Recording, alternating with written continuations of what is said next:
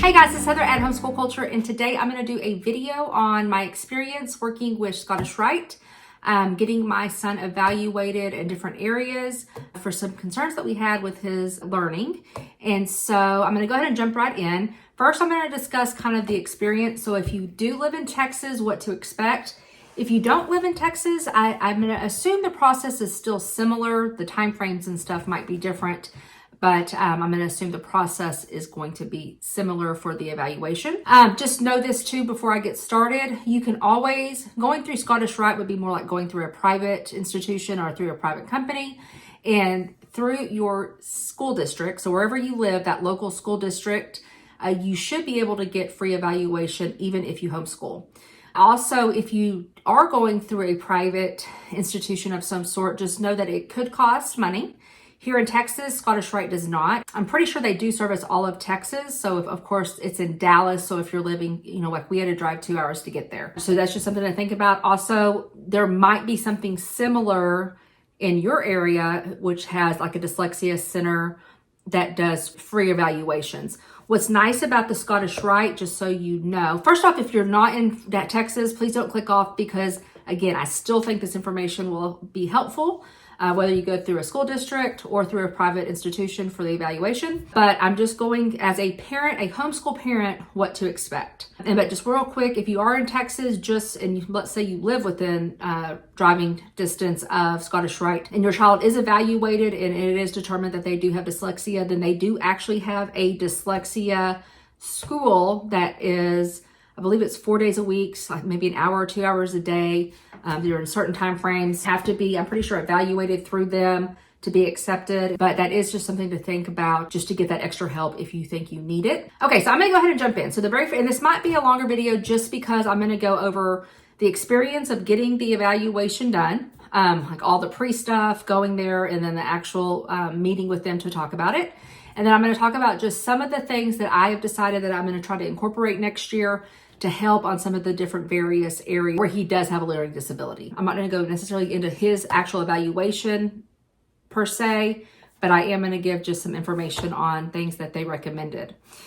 Okay, so the very first thing, if you are gonna try to get evaluated, whether it's through a school district or a private institution like Scottish Rite, you're going to have to fill out some types of evaluation forms from a teacher perspective, from a parent perspective, and even from a teacher perspective. And so if you are in a public school setting and you're watching this, sometimes parents do go outside of the school district to get evaluated for whatever reason. And so just know that you will have to get an evaluation done by a teacher. And so that, I would say that is probably one of the things that, especially for someone who doesn't have anybody to compare them to, it is somewhat not difficult, like you can't do it, but just having to really sit and think about the questions and the answers. And then also being honest, like truly being honest with yourself and with the situation, because you don't want to make it where they are, you don't want to make it where where you're showing that they have more decline in an area, or where you're showing that they have maybe above par. Because when you're a parent and you want to talk about your kids, of course you don't want to talk about what they are struggling with, right? But it's really important to be truthful in those questionnaires whenever you're filling them out. And so the timeline, just for Scottish Rite alone, the timeline I believe was, I filled it out in October, November. I want to say before Christmas, they got everything in. And then a little after Christmas, I had some more things to fill out, again, from a teacher perspective, as well as from a mom perspective. And then I don't know, a few months later, I got a phone call saying that they had all the information in, that they were going to go ahead and proceed with the evaluation based on this information I gave. One thing I did have to give and turn in was of his work. So examples of student work was something else that needed to be turned in as well, just FYI. And so the process probably was a solid 5 to 6 months. And just so know that going in, that it does take some time, just because, again, they service all of Texas. So there's tons and tons of people wanting to go directly to Scottish Rite to get that evaluation, again, because they are kind of like they actually, their school actually has a a dyslexia program. So think of it like a curriculum that they created that even other school districts and stuff use. And so a lot of people want to go to them to get evaluated. Anyways, okay, so moving on. So when I went, so you get a date, you go, it's about a 2 to 4 hour evaluation. It is, they are truly doing, they're looking at written expression, math abilities, spelling abilities, reading comprehension, all of those types of things that when think about like phonics and stuff like that. So they're looking at all of that stuff. So it is quite a lengthy testing process or evaluating process. Then I want to say it was about a week later. I'm pretty sure it's about a week later because I'm assuming maybe because we lived away. I'm not really sure, or if they do this with everybody, but we had a meeting with the evaluator, with the diagnostician, and which were wonderful, by the way. I should have said this as well. I'm very happy with the Scottish Rite experience. And so we did a Zoom type call, and she went over everything. And then they gave me all of this information. So we pretty much went over all of it verbally. And then she also emailed me all of this. They might mail it if you ask them, I'm not sure. And then they also, not only do they do this, but when they give you the evaluation, they do give recommendations. And so there's tons of PDFs and things like that you as a mom, especially if these are my homeschool people that are watching this, since you're the mom / teacher, that you will want to go through, and it just gives you an idea of what you're working with, essentially. Okay, so from a mom perspective, it was very overwhelming because, and of course it's going to be a case-by-case basis, but you're going in and you're not really sure what to expect. You know that they have something, you assume it's dyslexia, and you might have other concerns in other areas, even like ADHD. And because I knew that he had, and when I think of ADHD, when we were going to school, it was ADD was like the non-hyper, and then ADHD was the hyper. Now they kind of combined it all into one. Well, my kiddo has the non-hyper, so more of like the ADD is what I call it. So they do all of that. They put all of that down. Now, and why it's so important, again, for you to be super truthful, and I don't mean this like you would mean to lie, but sometimes, again, as a mom, you don't necessarily want it to seem like they're doing that bad. Does that make sense? And so, but you just need to be truthful so that way that you can provide the best education for your kiddo is all I don't know how else to say that, but that's the best thing I can tell you for sure on this is make sure you're doing that part of the evaluation truthfully. And maybe that even is like stepping back and like doing it, don't turn it in right away, step back, reread it maybe a week later and be like, is this really, are these answers, the best answer possible? Some things to think about, because here in the homeschool community, we're really big on, my 10-year-old might be in 2nd grade math and 4th grade science and, whatever. And it's not necessarily because we can truly create an education program for our kiddos that is unique to them. Sometimes whenever we go and how do I say this? So when we go and get them evaluated, they are evaluating them based on people their own age in public school. So when you get it back and it shows that, they might be below average or whatever on this, and this, it might just be because you haven't done it yet. So you need to take that into consideration. When you're going through this evaluation and I first read it and I was like, they don't know my kid at all. Because you sit with them every day and you know what he's capable of doing. But when you look at it from the perspective, okay, they are comparing him to other boys and girls his age in public school and what is being taught there, then no, it's hard to compare it accurately. With that said, he still does have a learning disability. I don't know if that makes sense. Okay, here's an example. So for written expression, they did not give him a learning disability because we do very little written expression, because I like the Charlotte Mason philosophy of, if they haven't learned how to read, right, why are we trying to get them to write? And so even though we do a little bit of writing, that's how I feel about that. And so when you look at it from a Charlotte Mason perspective, then of course he's not going to be at grade level for written expression, right? And we talked about that. That's one thing I liked about the evaluators, is that we did talk about things like that. And so they knew where I was coming from. And so they chose not to put like a deficit. I'm pretty sure that's what the word they used a lot, a deficit in like written expression. Now, he got tested or evaluated, whatever you want to say, for dyslexia, dysgraphia, written expression, which I just said, so we don't even need to talk about that. They confirmed like ADHD, but again, they call it inattentive. I'll have to look on here, but think of it as ADD. And in math, and because math was my big concern, because he does have problems with, he's done, 4 and 5 digit subtraction with borrowing, all that stuff. And he can do that with no problems, but he struggles with just remembering just basic math facts, whether it's addition or subtraction. And to the point of like one day he knows it and the next day he doesn't. And I knew when I saw that, I'm like, okay, there's something not clicking right. And so there is a term called dyscalculia. I asked her, is that what they call it? She called it dyscalculia. You'll kind of hear it both ways. She says they just call it, I'll tell you, they call it a specific learning disorder with impairment in mathematics. And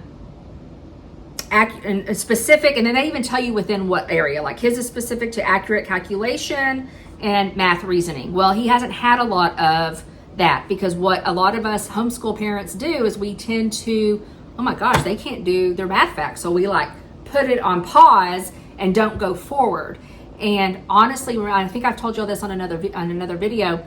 We were using this one curriculum 2 years too long that truly wasn't helping him. And so is he behind in math because of a learning disability, or is he behind in math because I gave him the wrong curriculum and I slowed it way down because I didn't think he was getting it? And it's really both. So I'm going to get into it in a second, why you just need to think about these things and what are some alternatives so that you're not slowing them down and not getting them so behind compared to their peers. Now, I don't really care. I'm going to be honest with you up front. As of right now, I'm not comparing him to his peers. I don't care. Like whenever they're saying, well, compared to other, 9, 10-year-olds, he is at this level, whatever. Because again, we homeschool and there's things that we haven't even done that they evaluated him on. And there's things that, like if they were going based solely on like dyslexia with reading, yes, he has major telltale signs of dyslexia. But he still is reading. I mean, he still has made massive progress just over this last couple of years since we switched up programs, curriculum and things like that are more geared towards that. And so I just don't want you, when you get this evaluation, to be so distraught. And you will be, at least I was in the beginning. My husband truly was. I don't want you to be so distraught that you just think that you're a failure, because I have a comment for that in a second as well. And so distraught that you just think your kid's never going to learn anything. That is not the case. And we were 15 minutes in and I haven't told you some of the things we're doing, but I hope you're still with me, because y'all need to understand that. These kiddos who have dyslexia, have dysgraphia, have these different learning disabilities, it's not that they are, they're below average based on capabilities because they maybe haven't seen stuff yet. Or because, yes, of that learning disability. But that doesn't mean they're like IQ-wise, they're below average. And I hope I'm making this clear, because you know that. Like I will talk to my child about things that my daughter, who's 14, doesn't know about. And I just hope y'all know that. Just because your child has dyslexia, it doesn't mean that their IQ is low. Okay? So just please understand that. And if it takes them 5 extra years to get to on grade level, so be it. That is what's so awesome about homeschool. And I even told her that. I said, this was her recommendation to start out. She said that she thinks that he needs to be in a program. She offered the school for Dallas, which I appreciated, and it was already closed for the year. So even if I wanted to do it, we couldn't do it for another year, which she said would still benefit him. And she recommended like our school district. She looked up where my school district is, and they actually use the same curriculum that they developed at Scottish Rite. And so she kind of like put that in there. And I was just made it very clear, like, we're not going back. Because sometimes I feel like these are the kids that, especially the borderline, like they'll either be mild, moderate, or severe. And the mild and the moderate, I feel like, especially the moderate, those are the ones that are going to fall through the cracks unless they have an outstanding program in your school district. And it's not that I can say that mine is or isn't, because I don't know with my school district that I live in, but I'm not going to risk my kid falling through the cracks when I can do one-on-one with him and make sure that he is moving along. Even if it's at a slower pace than your average student, he is still moving along every year. And I know this because I see it with my nephew. I see it with friends that I talk to who struggle, who are like, I don't understand what they're doing. They're not making progress. And then also with like school, what are they doing right now? We're in summer. They take off a massive amount of time. Worst thing for these kids. And if you don't do year-round schooling with homeschool, I will say this, it might be something you want to think about changing to, because your kiddos do not need, especially ones with learning disabilities, don't need big chunks of time. If you're a mom or dad who's watching this for some reason that is not a homeschool mom or dad, then I would say it's imperative that you are working with them during the summer, or they're going to lose it. It just is what it is. Okay, so with all of that said, I'm going to go ahead and just kind of tell you, so specifically to dyslexia, she recommended, and again, they're going to give you like all of these terms and terminology that you maybe have never heard of. And so just know that too. It's going to be kind of hard. All right, so I'm going to get to this. Oh, they look at speech, and he does have, he was in speech when he was younger, and they did recommend him go back into speech. They think it'd be a very limited amount. He did speech through our ISD, and it wasn't, in my opinion, doing much. And so I pulled him, and so I might be looking into getting him into like a private. They're just expensive, but I'm going to try to see maybe about getting him into somewhere private for speech. And then also, believe it or not, and this isn't obviously don't work for everybody, but his dentist thinks that if we get him, which they recommended braces, that even that, because of the structure of his mouth, would even help with his speech. So that's just a side note, but we might be doing that to help as well.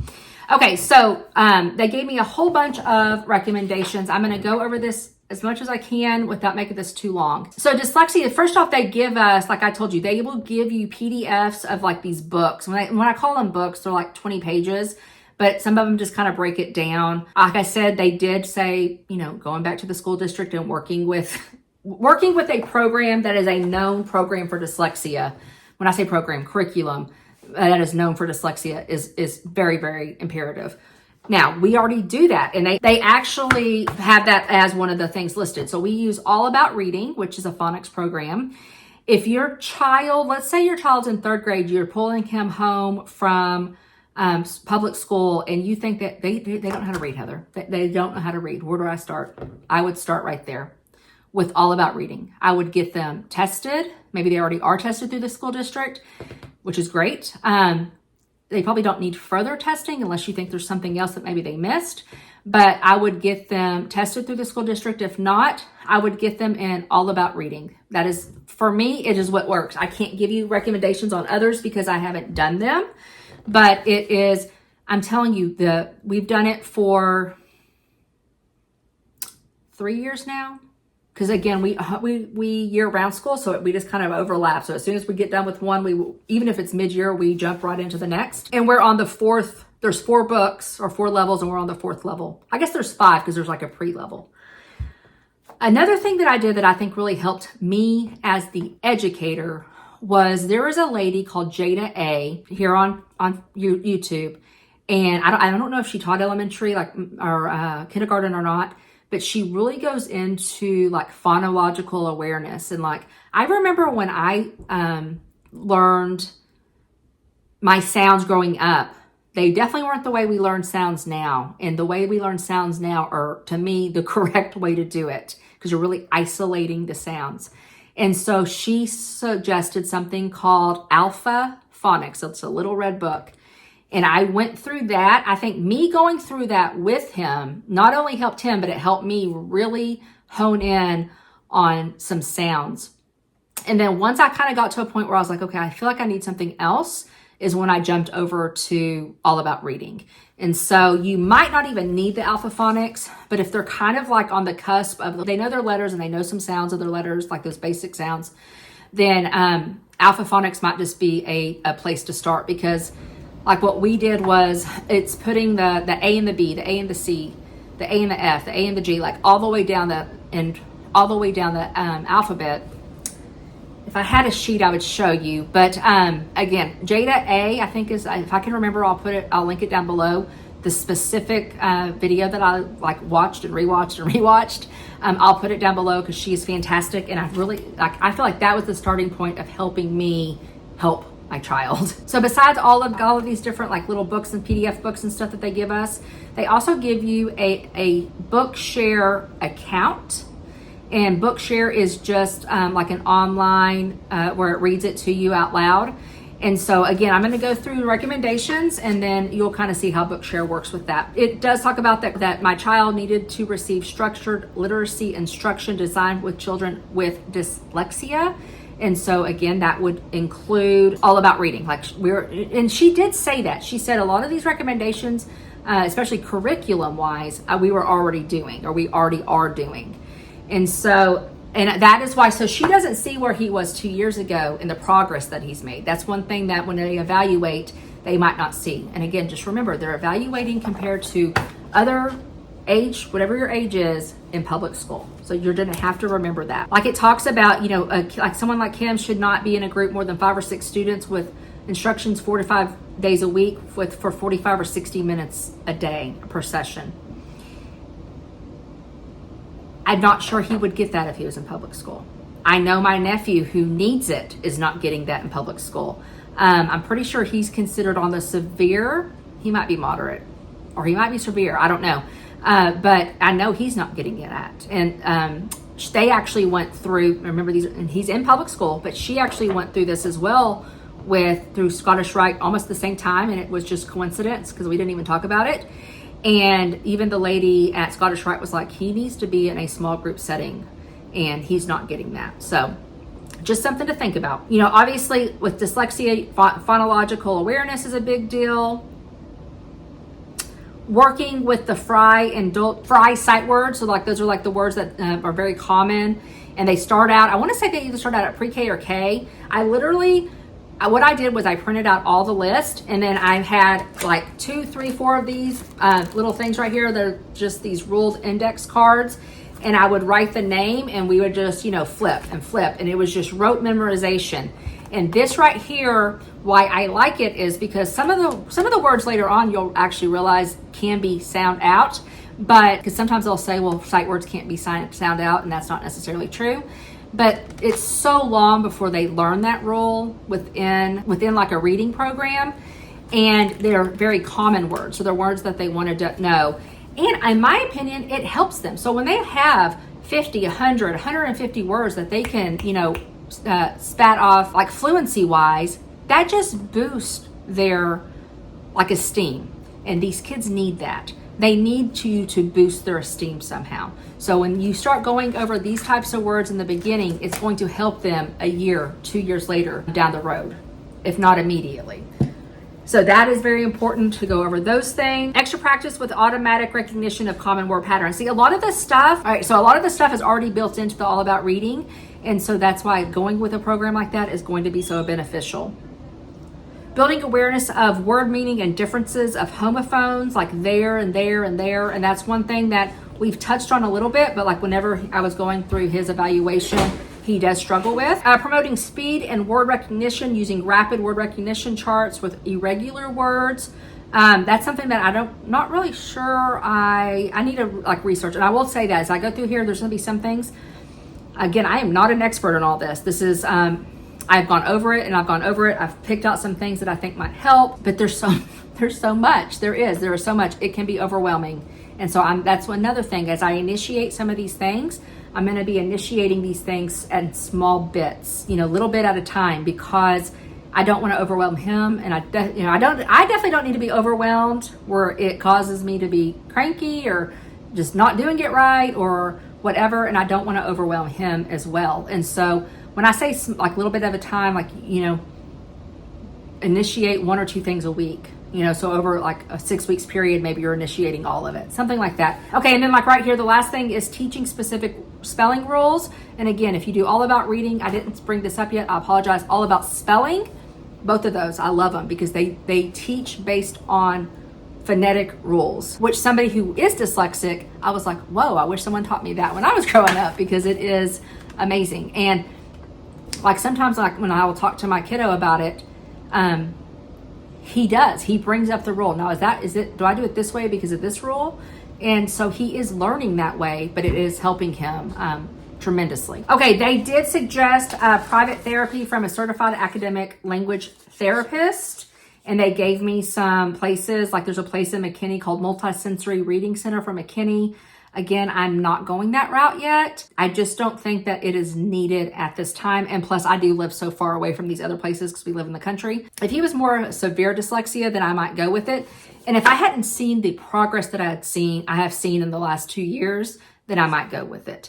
We literally went from not reading to reading pretty well. Okay, so these are accommodations. So the recommendations are what are some things that I can do, I can implement within the structure of learning. These are accommodations. So accommodations to support his reading and spelling difficulties. First thing, oral administration for tests and assignments. I've talked about that before. If we're going over science and he can verbally tell me the material that we've talked about, again, I love like the Charlotte Mason because it's very oral narration, if you know anything about that. I don't need him to write it down because it's hard for him to get the information in here down on paper. And I'll even explain why more here in a second. And so, but if he can verbally tell me things, then that's what I need to know. I don't need him to write it down for me. Now, does that mean we'll never do it? No, we will do it a little bit at a time, but I'm going to pick and choose. And I don't want to overburden essentially his brain power, because y'all should all know, especially think about it if you were in college or high school and you're studying for a test and you're exhausted. I was more exhausted from studying in college than I was from running 3 or 4 miles, because your brain, you're just naturally, it just exhausts you. And so we don't need him to do that when he needs to use that brain power for other things in the day. If that makes sense. I hope that makes sense. Another accommodation, this is towards math. So reading math problems, I'm going to read the math problems maybe to him. Providing more time because I want him to focus on the math, not on the reading. Does that make sense? Providing more time to complete reading assignments. That would be more like for out of school stuff. Not requiring him to read aloud in front of peers. Not penalizing him for spelling errors, contextual type spelling errors. Allow use of technology that supports reading, spelling, and writing. So speech to text, text to speech, spell check, and audiobooks. Okay, so again, I'm going to go back to he needs to be reading every day. He needs to be getting that brain going and working out on how, because the more he does it, just like the rote memory of the Fry, the sight words, the rote memory of that, the more he does those things, stuff is in a click better. If we can't do it a little bit and be like, that's not working, and move on. You have to be consistent, and you have to do it every day, or, at least 5 days a week, right? And so when I say text to speech and speech to text, if for some reason he does need to write things down, and this would probably, I really feel like the text to speech would be older, and unless he has really, really bad dysgraphia, which I'll talk about that too. And again, I'm not an expert. Okay, I want to preface that, but we all use spell check, right? If we use Microsoft Word or even our text messages have spell check, right? So there's nothing wrong with using those devices. And audiobooks, you want them to enjoy listening to story. I don't think I've ever told this story, and it's going to be real quick. My best friend was an English major, and this was back when Twilight, I don't necessarily like Twilight anymore, and I don't necessarily read or let my kids read Twilight, but back in the day when I went through a Twilight phase. And at that point, I don't think I ever had read a book in my life. And I'm not joking when I say that. And again, I was dyslexic. Didn't know it, but I was. And she said, Heather, just listen to it. Just listen to it. It's great. You'll love it. Okay. So she gives me the audiobook and the hard copy. And I eventually realized that I can go quicker. So I would just skim it. Like I would just read it as they were on the audio. And I eventually realized that I was reading faster than they were speaking. So it for time purposes, I would I'd take it off, I'd turn it off and I would read it. And believe it or not, it was that book of all books, that book is what got me interested in reading. And then from there, I read just tons and tons of books, but it wasn't until I was older. I have a friend who did the same thing with, I can't remember what series it was, but she said the same thing. They were doing all the audiobooks as a family, and he was ready to move on to the next book, and they hadn't downloaded it yet or something, but they had the hard copy, and he's dyslexic. And so he picked it up and he realized, oh my gosh, I can read this. It's because he wanted to know what it was about. He wanted to know what was happening next. He enjoyed the content. And that is what's so imperative. You have to find books that they enjoy and like to read. My son loves nonfiction. And so again, anytime I make him read, he has to read, 10 minutes a day of something. And as of right now, we're doing it aloud. It is usually nonfiction because that is his groove. He loves that. So you have to, and it takes time. It takes a lot of time to figure out what they like, but you have to do that and figure out what they like. With my daughter, I could be like, read this, read this, read this, read this. That's not going to be my son. But audiobooks. So let's say I want to, a lot of us here at Homeschool like literature based, and a lot of us read out loud to our kids. But there's going to be times when there's going to be so many books that they need to read that you might not, or you have more than one child, whatever it is. So audiobooks are your friend. Let them listen to it. It's not, if they're listening to an audiobook that pertains to history or a science or whatever, you're not grading them or you're not worried, can they read the book? You want them to gain that content. You want them to gain that knowledge of whatever's in that book. So that is why audiobooks are so great. But again, also they're great because it shows the kiddos out there that there are books out there that are fun to listen to. And one day, buddy, you're going to be able to not just listen, but read with it, read along with it. So that's why I like audiobooks. Okay. Now, and that's why the Bookshare, that they actually give you Bookshare. I don't know how much it is without it, but they actually give that to you for free. Speech to text, text to speech. My nephew is doing this in public school. He's about 2 years older, grade level, and age, I guess, actually, than my son. And she's like, he can't read. But all they want to do is text to speech and speech to text. I would be careful overdoing some of those things because they still, again, need that time to learn how to read, right? They still need that time to learn how to read. So it has a place, just be careful with it. Okay, dysgraphia. So that's all dyslexia. Okay, so for dyslexia, pretty much I don't have anything to show you that I've purchased so far because, again, it's all about reading and all about spelling are the two things that I love. We do 10 minutes a day outside of that, and I use those little level 1, 2, 3, 4 readers. He's on level 4 and 5. At night, he has to read, or he's allowed, let me rephrase that. At night, he's allowed to read. So we go, in your room at 9 o'clock. If you want to stay up till 10, do it, but you're going to be reading. And so sometimes he will. And a lot of times he'll pick the 1s and the 2s because he can read it and comprehend it because he's not worried about, how do I say that or this or that? Because these are all, it's a level that his fluency is good and he knows the words well. And so that way he's able to comprehend it. I will say this, they did go over, they gave me this Mastering the Challenges of Reading Comprehension. This is a PDF. It's from allkindsofminds.org. So this isn't something that you can't go get. It says provided with permission, copyright 2000.